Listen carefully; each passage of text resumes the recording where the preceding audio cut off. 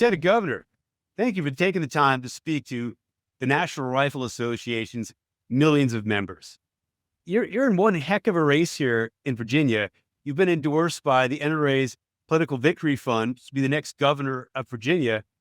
But your opponent, Abigail Spanberger, I think she's been endorsed by about every anti-gun group in the country. She wants to ban our most popular rifle, semi-automatic rifles. She wants to blame law-abiding citizens in the state of Virginia for actions done by criminals. She wants to burden the law-abiding citizen with, well, all sorts of gun control measures, whereas you stand for our freedom. I'm wondering, as you travel around the state, are you finding that people get that you're for freedom, where she wants to take it away? Absolutely. And you can tell, as you said, every gun confiscation group supports her. And so don't believe her when she says she will protect our Second Amendment rights. And you can tell just by the way that they describe your Second Amendment rights what that means, because they say assault weapon, assault rifle, whereas we say semi-automatic or automatic. Whatever it is, you can always tell where people stand on any issue. And really, it shouldn't be that we can tell by a political party where they stand. It should be that there is some, well, there are people who have certain things, on one side and the other, but, they all agree. Your right to defend yourself must always be protected. And, I'm an immigrant to this wonderful country, and I've seen what it looks like when in other parts of the world, you don't have that. So, for example, in England, so they don't have gun rights. And what do they use? They use knives. Are they going to confiscate every single knife there is? In fact, they have knife drops at the police station in England. I mean, this is crazy. Because when someone is determined to hurt you, they will find a way to do it. And I'm not giving up my Second Amendment rights that I have in this great country, and I'm going to make sure you don't have to give it up either. Right. Governor Glenn Youngkin has vetoed dozens of bills that would restrict the law-abiding citizens' right to bear arms, and you've supported those measures to veto that bad legislation. I'm wondering, as you look forward, if you do become governor, what would you do then instead of blaming law-abiding citizen, what would you do to make citizens in Virginia even safer? Oh, we're going to continue our policies that will help protect our Second Amendment rights. I voted, and the Democrats purposely put me on the board, as we like to say, when it came to gun bills, Second Amendment rights bills, because they wanted to use it against me in their fundraising ads. They wanted to use it against me in their political, whatever it is that they're doing. They wanted to make sure that they had me voting for this particular bill, which would protect our Second Amendment rights. And then they would bring the vote back and then vote against me and against, I say, the people of Virginia. And it's just a talking point to them. So let me give you, for example, some of the really stupid, there's no other way to say it, stupid gun bills that came over. So let me see. There was, as they say, assault weapons ban, HB 1607 and SB 1181. And what that was, it's major constitutional issue that was going to take away every single thing that we have. There was another one, HB 1608, that was civil liability for the firearm industry. You see where they're going.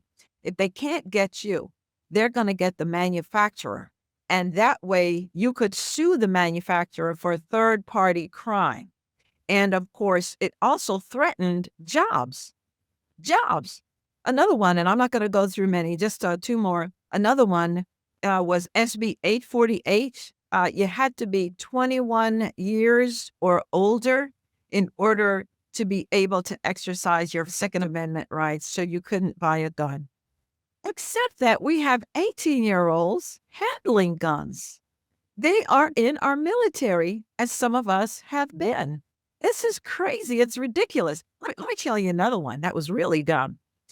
We were going to lock away your gun in one part of the room, put it in a lockbox, lock and key, lock it away, and then in another part of the house, we're going to lock away your ammo under lock and key. So if somebody is breaking into your home, you know what you're going to have to do? Uh, Tell them, hang on a minute. Let me get my key. And Mabel, where did you put where did we leave? You see, it's nonsense. And yet, Frank, you know what we know? That many of these Democrats who are against the Second Amendment, they have guns. But we don't know that until somebody breaks into their home, like LA Mayor Bass, right? Female, Black Democrat. She has a gun. She had 2 guns. Didn't know that until her home was broken into. And you can go down the line and find out all who have guns. It's all hypocritical, Frank. Right. Well, as you found out in that amazing interview you did with HBO's Bill Maher, and he's admitted it before, even he has a gun, and you got him somehow to say that Okay. guns are a great leveler. That was an amazing interview. One quote from you I think should be in campaign ads. And I'm a journalist, so take that with a grain of salt. But you said, if you're breaking into my home as I'm waiting for the police to come, I'm going to shoot you. I'm going to pray for you, but I'm going to shoot you. That was well said in the paint together. You know who thought it was also well said?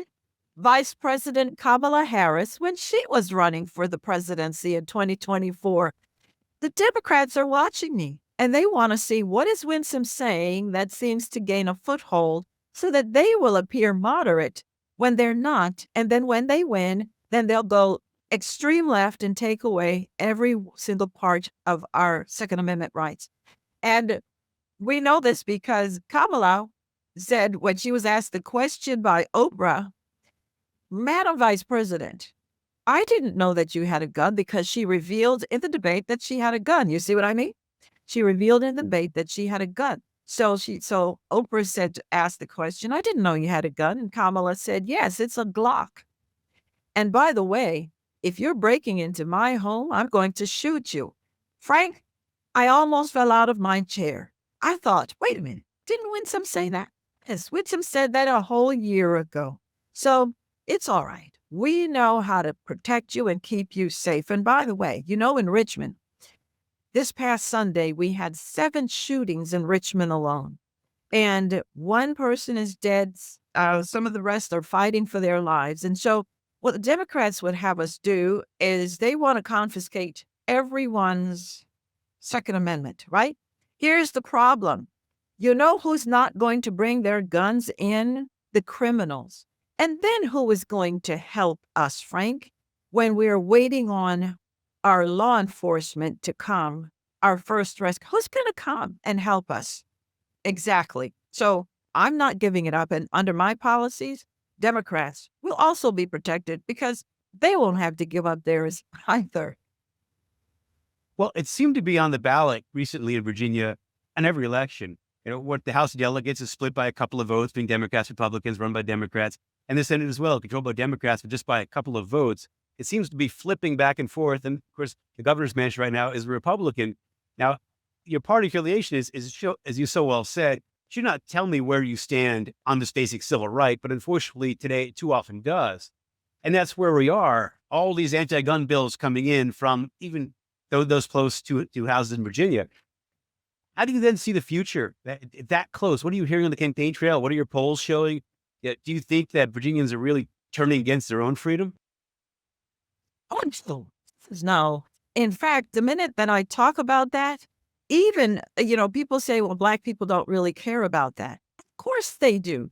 They care about their Second Amendment rights because remember, Frank, the first gun confiscation laws were against Black gun owners. And so we understand what that means, and we're not giving it up. And by the way, you, by your own data, can tell us that Black women are the fastest growing segment of gun owners. So every time 4 years ago that my Democratic opponent was hitting me about my famous gun, my famous gun photo, I thought to myself, she should keep it up because she's just underlining for Black women why they're doing the right thing by protecting themselves. Right. The number of Democrats with guns nationally has gone up. More and more have bought firearms. We've interviewed some for the NRA. Very interesting. So I'm wondering, will that affect their politics? Will they stay as anti-gun as become? Because this is not a long-held position by at least National Democratic Party. It's always been the blue dog Democrats were in there that were very often pro-gun, pro-freedom, but that has shifted almost completely. I mean, do you see that? Have we hit a bottom and it's going to start to come up and this will be a less partisan issue? Where do you see that going? I think just as a whole, um, African Americans are making decisions about why do they continue to vote the way that they do for one particular party and just leave the Republican Party behind. They are really beginning to assess why we give our votes wholly to the Democratic Party when they seem to be so against our very own interests. In fact, there are Black gun manufacturers. There you go. There are Black gun, ammo manufacturers. So they're creating jobs, they're creating livelihoods, they're creating generational wealth, which is what we have been saying for a long time, which is, can we leave a will? Can we have something for our kids to fight over? It's really a necessary thing. Now, when I go to gun shows, I see a lot of Black men and women. And by the way, I see the whole family. Yes, we understand how this works. We're reassessing how we vote as Black Virginians, as Black people in America, period. And our gun rights are one of the reasons why I'm going to win. Yeah. As you look at that, not that far away to Washington, D.C., and see the takeover that Trump has brought in to bring law and order back to Washington, I would imagine police officers then have the morale coming up and feeling better about themselves, better about the position they're in. The defund the police that had happened there in other parts of the nation, so horrific. I don't think that's happened in Virginia, but it must have spilled over a little bit. What have you seen from that? Are you hearing law enforcement is feeling better? I mean, they're not seeing citizens, the good citizens, as the enemy, obviously, but too many politicians on the left have treated them that way. Yes, as a Marine, and those who are listening to me who have served in our great military, we know that our enemy is over there. They're over there somewhere else, generally out of the country. They're over there. And by the way, we can bring in huge firepower, right? We can do that to strafe the area or whatever it is before we land. Our law enforcement, they don't have that. Every day that our sheriffs, the deputies, the police, every day that they get up, Department of Corrections personnel, they put on a uniform that includes a bulletproof jacket. So they understand immediately what they're walking into. They're not trying to figure out what comes next because their enemy is the person who's walking on the other side of the street and who has, as we say, a beef against the police. Right. And It's the criminal element in society, not the law-abiding, gun-owning element in society. exactly. Plenty of polls show that police officers support our freedom because they understand that basic dynamic. They're after yeah. Exactly. Now, I look at your platform and where you're moving. If you become governor of Virginia, and I sure hope you do, what will you do to embolden our freedom, to bring this freedom to help more people understand how critical this freedom is? Yes. So we are going to win in November because we have the common sense ideas that will keep jobs coming to Virginia, that will keep more money in our taxpayers' pockets that they worked hard for, that will keep them safe and secure. There it is again. Because, Frank, if they're not safe and secure, economic development, can't even talk about that. We can't talk about education. That won't matter. None of this will matter if you're living in a hostile environment. By the way, the many Virginians who look like me very well live in hostile environments. And so, again, this is why we need our own protection in the form of our own guns. So I've already been standing up for our Second Amendment rights because you remember, again, I am the one with the famous photo with the gun. And Mhm. and so people know that about me. And if I'm willing to stand up for you when I wasn't even elected, how much more so will I ensure that your Second Amendment rights will never be taken from you? I mean, I have been abused simply for upholding a constitutional right. I've been abused by the Democrats for simply saying we must be able to protect ourselves. Can you imagine, Frank, if in my neighborhood I have a sign that says, I have a gun and an arrow that points to my neighbor, but my neighbor doesn't? Where do you think the robber will go? Exactly. So you see, in that little bit of an example, how important it is for us to be able to protect ourselves, to protect our families, to protect our businesses. We know what works. What works is you have your right to protect yourself. You always have that right. We're not giving it up. Self defense. Self defense matters. We must help law enforcement to protect themselves and protect us. So we will not vote to defund them, as my opponent Abigail Spanberger has done. We will not vote against our Second Amendment rights, as my opponent my Abigail Spanberger has done. And when I'm governor, you can be assured that if I'm willing to take the abuse now to protect you, then I will continue to make sure that you have your Second Amendment rights. That is a promise I'm absolutely going to keep, because I'm keeping it now. Right. Well said. What works is going after the criminal, not going Yes. after the law-abiding citizen. It's that basic. Now, how can people find out more about you? Perhaps donate to your campaign? Yes. So please go to winsomeforgovernor.com, winsomeforgovernor.com, and you will find many opportunities where you can donate, whether it's $5, 15, $10. I have raised $2 million alone just on those small dollars. And sometimes people say, what can $5 do? Oh my goodness, we can buy stamps with that. We can buy paper with that. We can buy pens. You don't think, it's almost like the woman with the two mites in the Bible. Yes. So send in whatever you can. But if you can afford more than five, Frank, then give more than five. Because my opponent, she's getting all kinds of money from these gun confiscation groups. And then you'll also find that you can sign up for a yard sign. You can get a bumper sticker. You can volunteer to knock doors. You can volunteer to make phone calls. This right that we have isn't just for me to protect.